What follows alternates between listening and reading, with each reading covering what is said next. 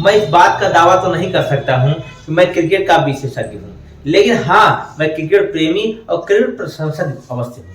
बहुत लगाव, बहुत ही तन्मयता और बहुत ही आशाओं भरे विचारों के साथ इस बार मैंने पूरे क्रिकेट विश्व कप को देखा।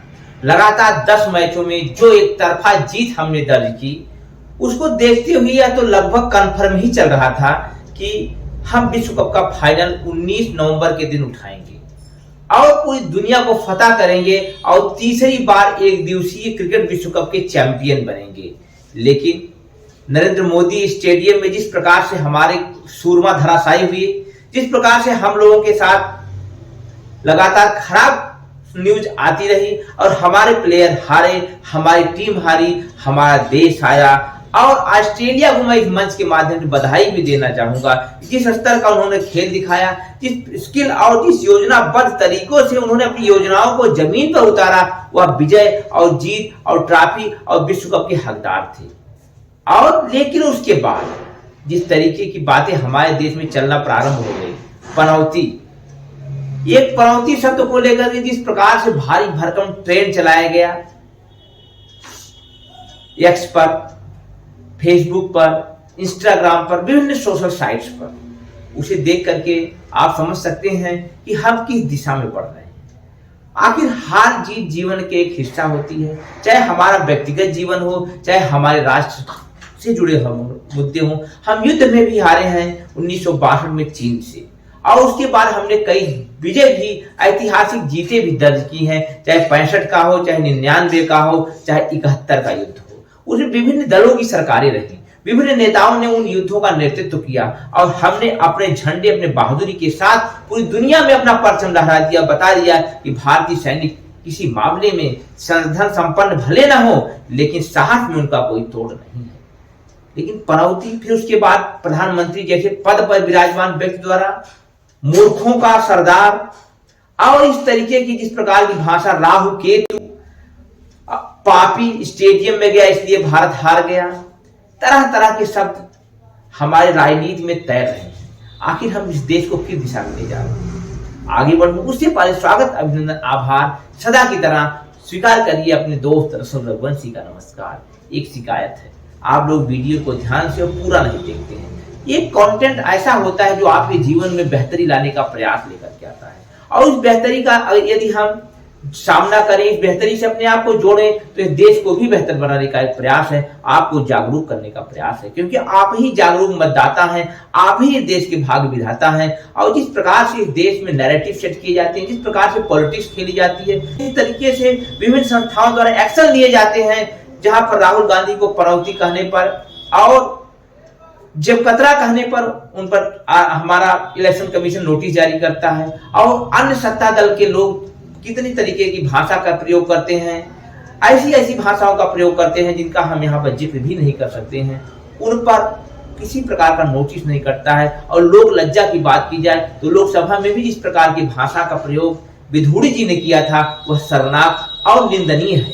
लेकिन मैं यहाँ पर बंद करके अपने वीडियो को समय बर्बाद नहीं करना चाहूंगा। मेरा मानना हमें इससे आगे की सोचना होगा। इस देश में 80 करोड़ लोगों को मुफ्त में 2 टाइम का भोजन दिया जा रहा है, और हमारे प्रधानमंत्री भरे मंच पर कहते हैं कि अगले 5 वर्षों तक मैं आपको इसी तरीके से भोजन देता रहूंगा।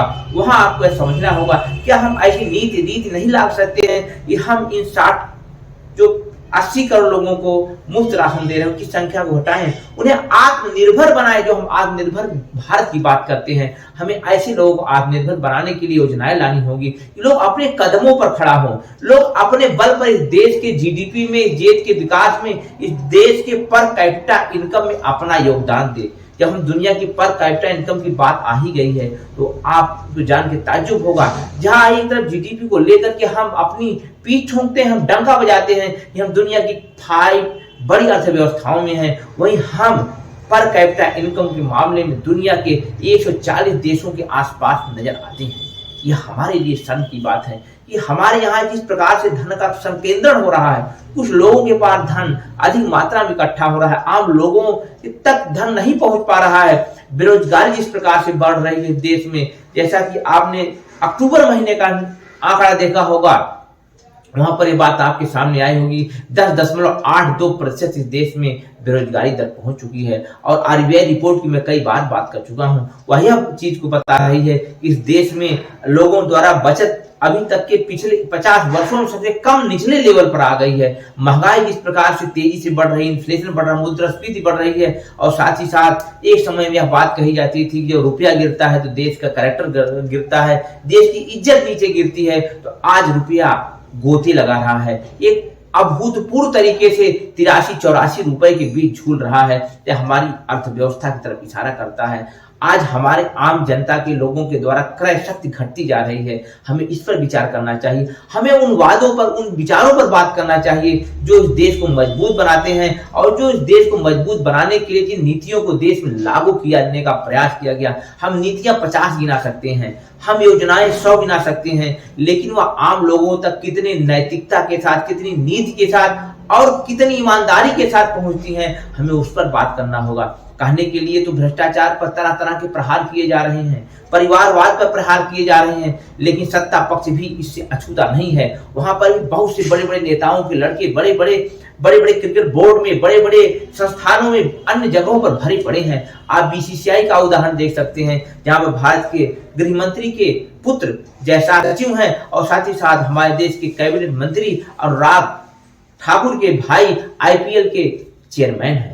वहां पर क्या जातिवाद नहीं है। इस तरीके से विपक्ष को तो हम कह ही नहीं सकते, वहां तो खतरनाक परिवारवाद है। आप देख सकते हैं किस प्रकार से उत्तर प्रदेश में, तमिलनाडु में, तेलंगाना में, पश्चिम बंगाल में हर तरफ परिवारवाद फैला हुआ। हमें इन सबका विरोध करना होगा। एक नागरिक के रूप में आपको इन बातों को समझना होगा।